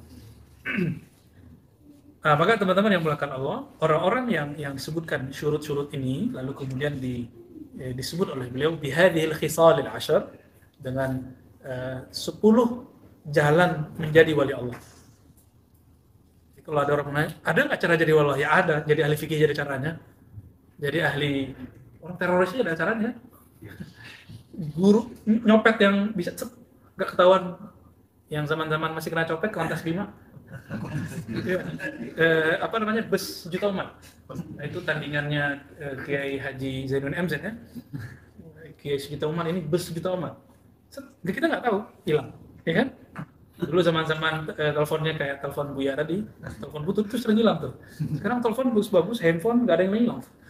Karena handphone yang paling lebih bagus. Baik. Nah, ini ada ahlinya, ada caranya, ada metodenya. Nah, ini yang kita sebut metode, itu disebut dengan thariqah. Ya, sederhana nggak tuh? Sederhana. Nah, maka antum ketika belajar thariqah, jangan terjebak di thariqah nafsiyah yang disebut oleh Imam Al-Hakim At-Tirmizi, yang hanya menghantarkan sampai ke Baitul Izzah. Syukur-syukur sampai di situ. Kalau enggak, nanti jadi suka meropong-meropong orang. Hati-hati tuh. Oh, ini makomnya sini, ini makom sini. Nah, itu orang cetek semua itu. Ya, mahjubun, la yanfa ilmu. Ya, wa fi anfusikum afala tubsirun. Jadi kalau kita memandang ke qalbu, pandang qalbu sendiri. Karena qalbu kita itu sama dalamnya dengan alam semesta ini. Jadi orang kalau sudah lihat qalbunya ini yang disebut Buya tadi, ya. Kalau dia sudah laha, ya, kalau dia sudah asik dengan umur qalbiyahnya sendiri, dia nggak sibuk lagi sama qalbu orang. Jadi salah satu ciri-ciri orang yang mahjub, dia suka jadi juri. Nah, ini biasanya orang baru belajar thariqah begitu. Ya, itu banyak. Ayo kita lihat yuk makom Ustaz Abdul Somad itu. Untuk apa coba? Ayo lihat tuh makom Ar-Razi itu apa? Untuk apa? Emang bisa dipastikan yang terlihat dalam pikirannya kasyafnya sahih? Jangan-jangan itu kasyaf syaitan. Ya, kenapa? Karena ciri-ciri kasyaf syaitan membuka aurat orang. Nah, itu ciri-cirinya. Nah, karena saya sudah ilfil dengan sebulan, saya kemudian coba diam gitu. Wah, makamnya cetek gitu ya. Jadi itu subjektif. Jadi akal dia, zon dia sudah menghijabnya. Tapi boleh nggak sih kita ngelirik-ngelirik itu, boleh? Ngintip-ngintip qalbu? Kalau diizinkan boleh. Loh, kapan diizinkan? Ada namanya prosesi tawajuh. Tawajuh itu memang kita itu khalifah-khalifahnya guru, asisten-asistennya guru itu boleh lirik, kemudian kurangnya di mana, lalu disempurnakan, dibantu. Seperti seorang guru menguji muridnya atau murid senior disuruh oleh gurunya untuk menguji murid yang junior. Karena ada perintah boleh. Gitu. Oh, ketahuan dari soal ini jawabannya ini yang salah. Berarti kelemahannya di bagian A. Ini indikatornya. Itu gunanya julus jamaatan, duduk berjamaah. Tapi kita tawajuh kita masih tawajuh wirid ya, belum tawajuh khataman, masih wirid Ratibul Haddar, Ratibul Laqas. Itu sudah cukup lah untuk sementara ini. Nanti kalau kita ajak khataman kulhu, takut pada pegel-pegel kesemutan semua. Ya. Cuma kalau sudah ada isyaratnya nanti kita buat, ya insya Allah. Baik. Nah, langsung ke riwayat tadi. Ya. Ini namanya Ziyadatus Siqat. Lalu kalau yang di bawah tadi itu yang kisah Sayyidina Musa. Ini termasuk Israiliyat ya. Termasuk Israiliyat tapi yang Mahmud, yang bagus. Oke, kita ambil yang Ziyadatus Siqat, kisah tentang apa yang kita sebut fana. Ma taqarraba ilayya 'abdi, tidaklah mendekat kepadaku hambaku dengan yang lebih aku sukai daripada yang wajib. Lalu dia tambah dengan nawafil. Nah, nawafil ini teman-teman yang kita sebut wirid. Yang kita sebut zikir. Kita sebut zikir, wirid, mungkin. Tapi kalau belum pakar, jadi antum ini belum sampai derajat ulama dalam bab tasawuf. Mungkin di fikih udah, tapi di tasawuf belum. Maka belum boleh meramu zikir sendiri. Karena zikir itu dia punya power. Zikir itu punya power. Zikir A itu cocoknya dengan zikir B. Itu ada kenapa la ilaha illallah Muhammadur Rasulullah?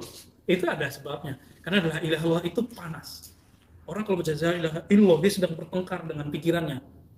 Karena ilah itu artinya pikiran-pikiran. Hawa. Ini apapun yang terbersit di dalam pikiran saya, lalu saya cenderung kepadanya disebut dengan ilah. Lalu itu dinafikan semua. La ilaha illallah. Perjuangan itu mirip kayak orang lagi bertengkar dengan 10 orang. Panas nggak itu kepalanya? Panas kepalanya. Tapi kalau sudah lewat sini, yang panas di sini di kolbu. Kalau sudah beres akalnya, dia kolbunya yang kemudian bertengkar dengan sifat hasadnya, syiriknya, kibernya. Dia baca la ilaha tapi merasa alim. Nah, ini dilawan terus, dikikis terus, dan itu panas teman-teman. Coba kalau kita dipijit sama orang, panasnya tuh. Tangan dia panas, badan kita panas. Digosok. Coba gosok tangannya pakai alat penggosok itu, panas rasanya. La ilaha illallah itu pembersih, penggosok paling dahsyat. Antum punya penyakit rohani apa aja bersih sama la ilaha illallah. Ya. Bersih karena wala dzikrullah akbar, sebutan nama Allah itu besar. Bersih semua. Ketika orang panas begitu, penyejuknya cuma Muhammadur Rasulullah sallallahu alaihi wasallam. Jadi sudah ada subhanallah bihamdi subhanallahil azim. Nah, itu sudah takarannya begitu. A'udzu bikalimatillahi tammat. Dari apa? Min syarri ma khalaq. Sudah ada takarannya semua. Bismillahilladzi la yadurru ma'asmihi. Enggak disebut ma'azatihi. Enggak juga ma'awsafihi atau wasfihi atau fi'lihi. Tapi ma'asmihi. Itu sudah ada takarannya semua. Lalu di belakangnya ada asma Allah ya. Baik. Jadi kalau tidak diijazahkan guru, khawatir nawafilnya tidak jadi nafilah. Apa arti nawafil? Tambahan yang dia itu melegakan rohani, karena tambahan itu membebaskan rohani, mengenyangkan rohani. Ya, naflun itu. Maka dikatakan di hadis ini, hadis qudsi, nah, tadi Buya Zul Aswi hati-hati menerjemahkannya. Seakan akulah pendengarannya. Nah, itu ahli kalam begitu emang. Ya. Sebenarnya tapi di tengah udah jadi sufi lagi. Pas di tengah jadi basor lagi. Sayyid Muhammad Alawi Al-Maliki mengatakan inilah dalil wahdatul wujud yang sahih. Jadi wahdatul wujud itu ada dua. Wahdatul wujud batini, zaddiq, ada wahdatul wujud zauq. Zauqi yang sahih, sudni. Apa arti wahdatul wujud? Yang wujud cuma Allah.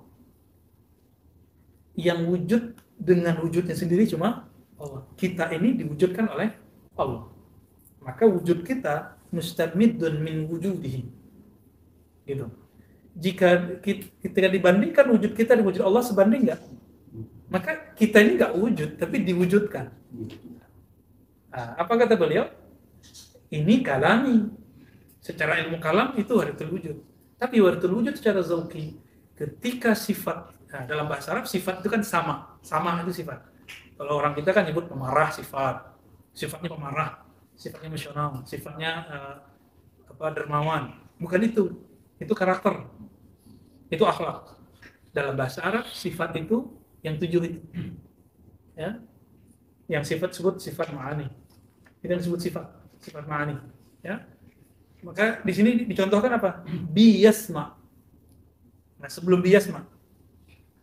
Ini unik nih kalimatnya. Fa iza ahbabtuhu, jika aku telah jatuh cinta kepadanya, kuntu sam'ahu.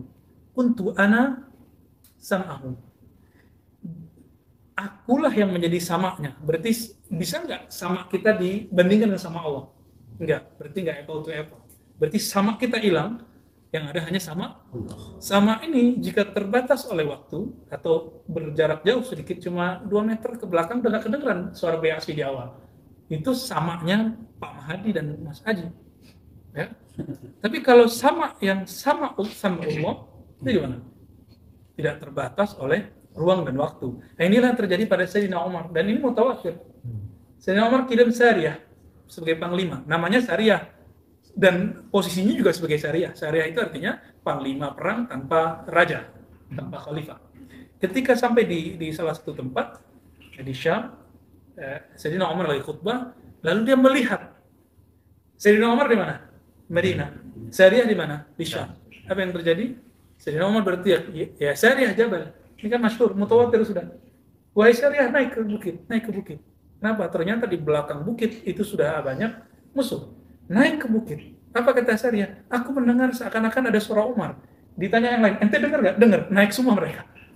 Jadi telinganya Sayyidina Umar, karena beliau ahlu Badar. Ahlu Badar begitu kemampuannya. Makanya Sayyidina Umar ketika Abdullah bin Amr bin Al-As ya, minta dikirimkan 4.000 tentara ke Mesir, Sayyidina Umar hanya pilih 4 orang. Nggak disebutkan ini 4 orang ahlu Badar atau murid ahlu Badar. Saya yakin ini murid ahlu Badar. Murid Badar. Ya. Lalu kirim surat lagi Ibn Amr. Abdullah bin Amr bin As. Bukan Abdullahnya, Amr bin As, karena jarak mereka cuma 12 tahun. Nah, ini sang bapak yang senior. Ya Umar, Amirul Mukminin, ente serius ngirim 4 orang? Aneh minta 4.000. Apa kata Sayyidina Umar? Al-wahid maqamul alf, ya. Satu orang sama seperti 1.000. Kaget ya, benar. 4 orang ini semangatnya seperti 1.000. Nah, saya teringat dengan hadis Imam Darimi yang tadi siang kita kajian di online ya. Imam Darimi, bukan Darimi yang mujassim, ini Darimi yang hadis yang lebih tua dari Imam Bukhari, temannya Imam Bukhari. Beliau beratkan bahwa waktu Nabi tidak dibedah dadanya waktu beliau umur 5 sampai 3 tahun, tidak dipastikan riwayatnya. Itu setelah dibersihkan hatinya Nabi, lalu ditimbanglah Nabi dengan 1 orang, masih berat Nabi. Timbang dengan 10 orang, masih berat Nabi. Ditimbang dengan 100 orang, masih berat Nabi.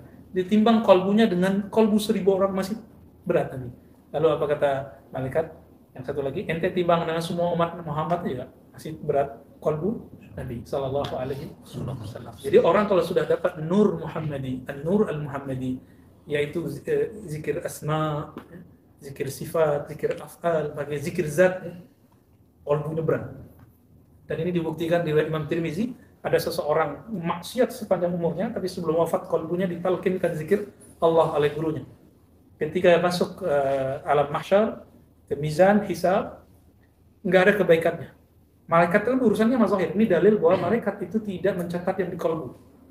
Nggak mencatat sama sekali. Jadi antum zikir khafi yang tahu hanya Allah. Maka nanti tiba-tiba malaikat bingung, kok orang ini dipanggil oleh Allah Subhanahu Wa Taala. Ya? Jadi maka sampai sekarang, dan sampai mati nanti, tabung terus kolbunya zikir nyebut nama Allah, la ilaha illallah, terus itu. Supaya penuh nama Allah, dan nggak akan pernah penuh. Nggak akan pernah kamu, ya, tidak akan pernah sama sekali. Lalu dikatakan di situ setelah dihisab orangnya sepanjang laporan sepanjang mata melihat itu cuma zanbun, ismun, dosa. Ketika ditarik dia oleh malaikat azab, apa kata Allah? Tunggu. Ya. Iftah sadrahu. Buka dadanya. Dibuka dadanya, jantungnya membaca Allah, Allah, Allah, Allah, begitu. Ditimbang kalbunya itu, ditaruh di mizan. Dosanya semua langsung begini.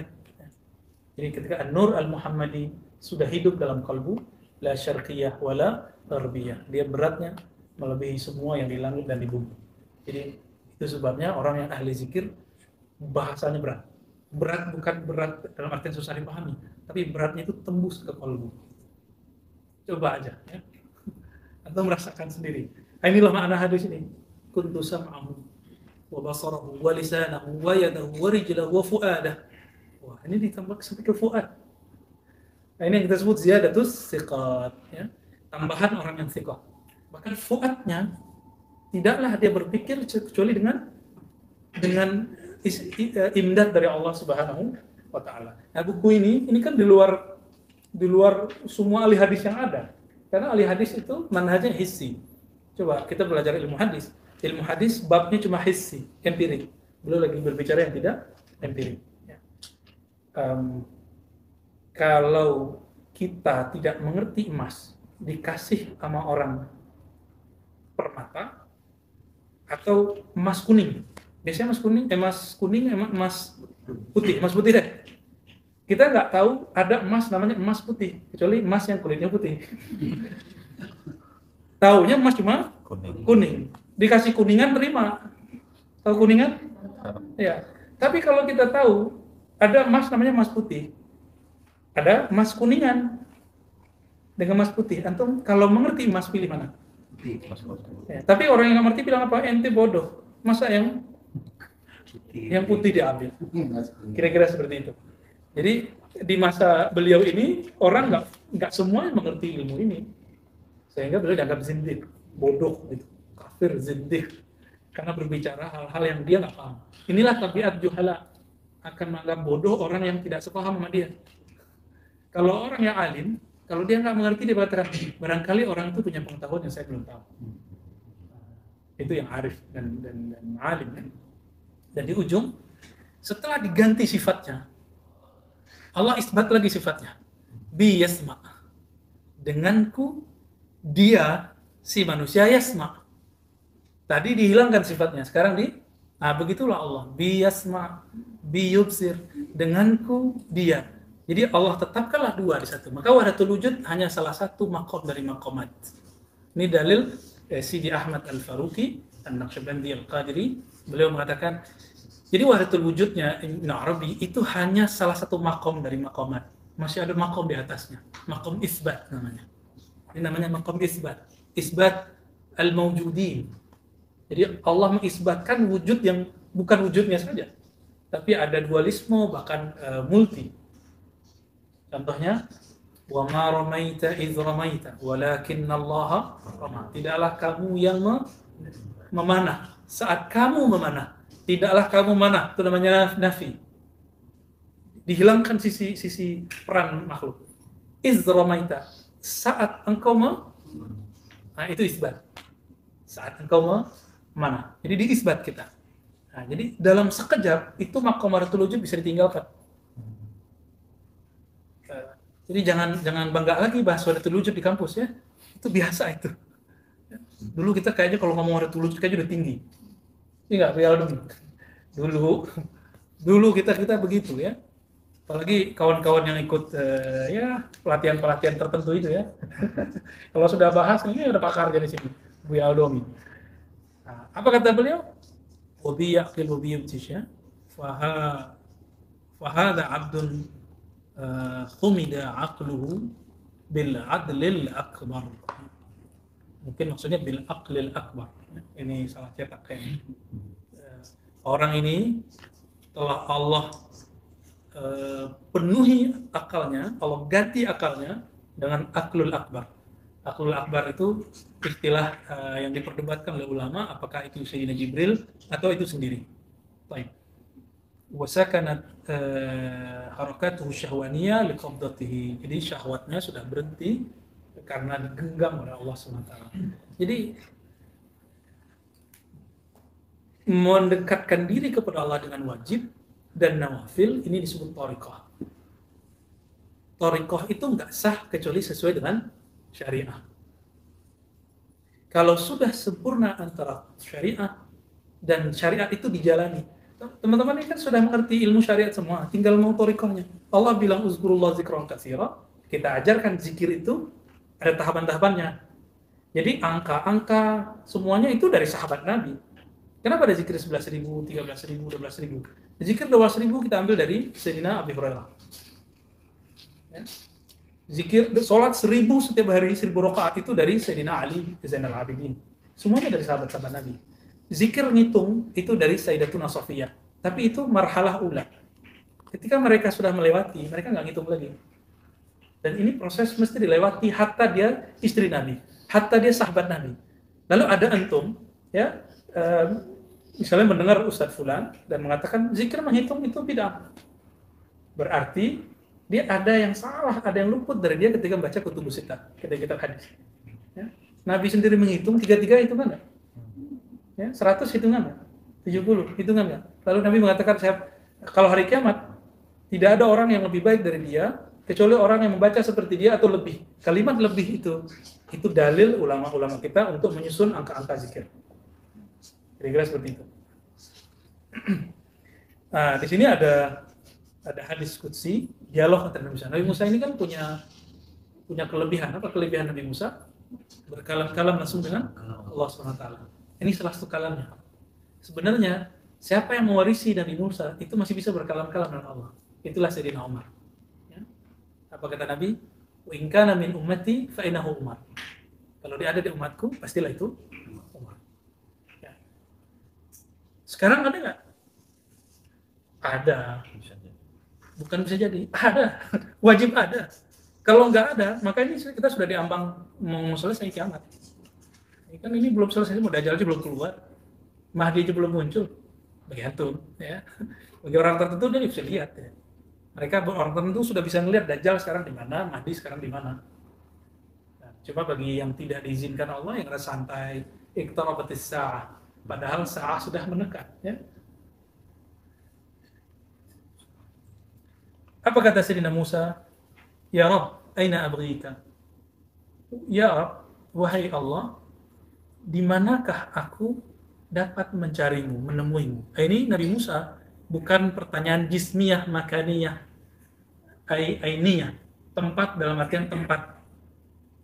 Mungkin ada tempat tertentu kalau di situ bisa usul kepada Allah, kan gitu. Nah, ini juga menjawab bahwa teman-teman semua, betul ada tempat keramat. Betul ada tempat mustajab. Tapi inti dari semua tempat itu sebenarnya ada di belakangnya. Dan intinya itu ada di kita. Coba kita lihat belakangnya. Qala ya Musa, wa ayyu baitin yasa'uni? Rumah manakah? Rumah masjid manakah? Bangunan manakah yang bisa untuk melingkupiku, menampungku? Wa ayyu makanin yahwini? Ya, sama artinya. Fa in aradta an ta'lam aina ana فإني في قلب التارك الوارع الحفيف. Lalu di mana aku? Carilah aku di kolbu yang meninggalkan. Di bawah itu ada tadi. Meninggalkan apa? Ya. Taraka bijuhdihi. Dia meninggalkan dengan mujahadah. Jadi taraka itu mujahadahnya.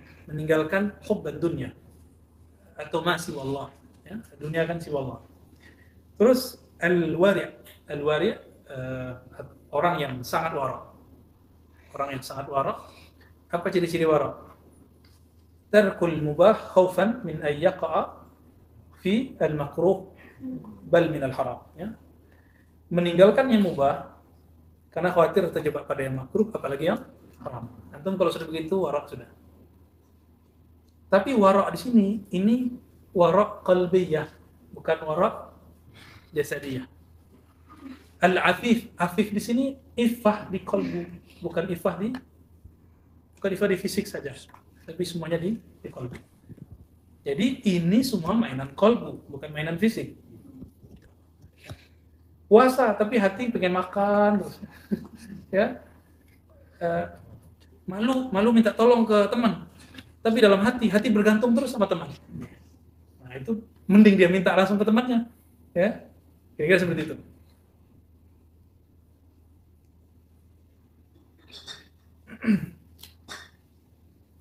Wakilahuma wali amrillah bisidqi hatta wali Allahu amrahuma, ya. Fal awwal, ya, yang pertama kharajat lahul wilayatu min rahmah. Yang pertama, jadi ini orang yang tadi ibadun nufus. Jadi thariqah nafsiyah yang masih cari kesaktian, mencari posisi kemursyidaan, yang syak-syak. Nah, ini orang-orang yang masih di Baitul Izzah. Kalau dia sudah tinggalkan itu semua at-tarik. Jadi zuhud rohani beda dengan zuhud biasa. Zuhud biasa dia meninggalkan popularitas, meninggalkan cinta dunia. Tapi ada namanya zuhud qalbiyah. Apa itu zuhud qalbiyah? Dia meninggalkan apa yang syahwat rohani mau. Ingin dikenal jadi wali, ya, ingin sakti, ingin mencari kebahagiaan, ingin mencari ketenangan, dan ingin mencari kelezatan. Jadi jangan jadi Abdul Laziz, ya. Kunu ibadallah. Jangan mencari khusyuk, karena khusyuk itu cuma makom itu akan ditinggalkan. Jangan jadi hamba yang nanti bisa menguasai asma-asma. Enggak, kita nanti untuk mengenal yang punya ism. Nah, tapi kelebihannya Allah mengatakan ana ma'ahu idza dzakarani. Aku bersamanya jika dia menyebutku. Jadi kelebihan ism Allah beda dengan kita. Saya Buya Asfi, Ar-Razi Asfi. Coba ditulis nama Ar-Razi, ditulis nama Zul Asfi. Nama itu bukan saya, tapi nama itu menunjukkan saya. Orang sebut nama itu, saya mungkin lagi kemana-mana. Tapi kalau antum sebut Allah, ana ma'ahu idza zakarani. Nah, ini beda. Jadi dalam ilmu kalam ada kalimat hal ismu huwal musamma. Apakah nama itu adalah zat yang sebenarnya? Jadi nggak berpisah dari nama. Ini kan perdebatannya panjang. Dulu Imam Syafi'i mengatakan orang yang ngomong begini zindik, tapi sekarang mesti dijelaskan karena sudah ada Mu'tazilah yang membeberkan itu. Kita sebutkan ada dua makom di situ. Jika itu berkaitan dengan selain Allah, al-ismu ghairul musamma, atau yang berkaitan dengan dunia, ya, selain Allah.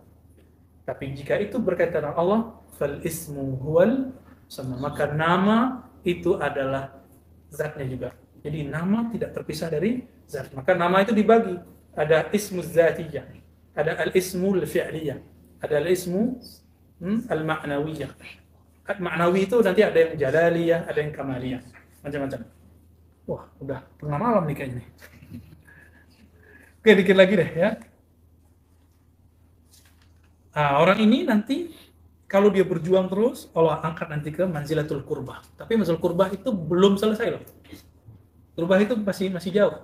Dekatnya itu masih jauh gitu.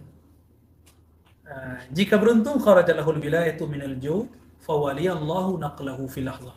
Jika dia sudah berubah, ya, sudah naik upgrade kalbunya, sudah berganti sifat-sifatnya, baru fil lahzah, dalam sekejap dia pindahkan ke indallah, ya, ke makom yang dekat di sisi Allah, min malikin ila malikin hatta malikil mulk, yaitu Allah SWT. Ini yang disebut dengan hadarah al-arsyiyah, hadarat arasy Allah Subhanahu wa taala. Inilah makna isyari yang disinggung tadi oleh Bu Yassi, Allah waliyul ladzina amanu yukhrijuhum minadz zulumati ilan nur. Ini orang iman yang mana? Yang dikeluarkan dari zulumat ilan nur. Zulumat ada zulumat nafsiyah, nur dan nur ruhaniyah. Itu maknanya. Jadi berpindah dari jalan-jalan nafsiyah, thariqah nafsiyah ke jalan ruhiyah. Itu maknanya. Nah, dari jalan-jalan thariqah formalitas yang mengekang malah membuat jadi picik kepada thariqah yang ulia yang membuat dia tidak picik lagi. Teman-teman, antum belajar thariqah apa aja, nanti akan ada masa untuk thariqahnya paling hebat. Belajar mazhabnya paling hebat. Manhajnya paling hebat. Sama, ya. Iklan kecap. Pak Mahadi udah pegel kakinya. Nanti ketika ketemu lagi orang yang ya fawqa kulli dzi ilmin alim, karena setiap orang yang alim di atasnya ada orang yang alim lagi. Kita akan bilang, wow, berarti adalah tarekat yang hebat. Sebenarnya bukan tarekatnya hebat, tapi orangnya. Tarekat sama aja semua. Tapi yang beda itu mursyidnya. Sama. Sekolah itu semua misalnya pesantren taklidiyah salafiyah, pesantren tradisional, semua kitabnya sama. Yang dipelajari di Sumatera itu dipelajari di Jawa, di Madura, di mana-mana sama. Tapi kok beda? Yang beda itu gurunya. Ya kan? Sama-sama ngaji hikam. Kok hikam sama fulan beda, sama fulan beda? Hikamnya sama. Sama-sama zikir la ilaha illallah atau zikir Allah, tapi kalau ditalkinkan, diajarkan dengan sanad yang sahih oleh ahlinya, itu beda. Itu akan beda. Udah dengerin azan seindah itu nggak bergetar kalbunya. Tapi dengerin suara mursyid yang jelek, tapi bisa bikin getar kalbunya. Nah, kenapa? Karena dia punya koneksi kepada Malikul Mulk. Nah, ini yang disebut yukhrijuhum minaz zulumati dan nur. Dan wali-wali ini dapat tugas. Tugasnya nanti membawa orang awam untuk ikhraj minaz zulumati dan nur. Mereka inilah yang disebut martabatnya mursyid. Jadi kalau belum begini, mursyidnya baru mursyid di kertas atau mursyid di lafaz ijazah. Tapi mursyid yang hakiki, yang kalau melihat dia bermusahabah dengannya, pemahaman kita yang zulumat nanti jadi nur, ruh kita yang tadi gelap nanti jadi penuh dengan asma-asma Allah Subhanahu wa taala. Tapi kira-kira itulah kajian Khatmul Aulia malam ini. Semoga Allah luaskan qalbi kita. Jika dia mengatakan tidak ada yang bisa menampung pandanganku kecuali qalbu, maka jangan picik dengan satu manhaj, satu mazhab, satu tariqah. Nasallallahu yaj'al qulubana ala halla nazarihi nazar ridha. Amin ya rabbal alamin. Allahumma salli ala ridhaka wal jannah wa na'udzubika min sakhatika wan nar. Ilahana anta maqsuduna wa ridhaka matlubuna. Allahumma a'inna ala dhikrika wa syukrika. Allahumma anqilna min an-nufus ila ar-ruh من بيت العزة إلى بيت المعمور من العليا من السفلى إلى العليا بعزتك وقدرتك يا الله يا رحمن يا رحيم لحظة وصلى الله على سيدنا محمد ربنا آتنا في الدنيا حسنة وفي الآخرة حسنة وقنا عذاب النار والحمد لله رب العالمين السلام عليكم ورحمة الله وبركاته.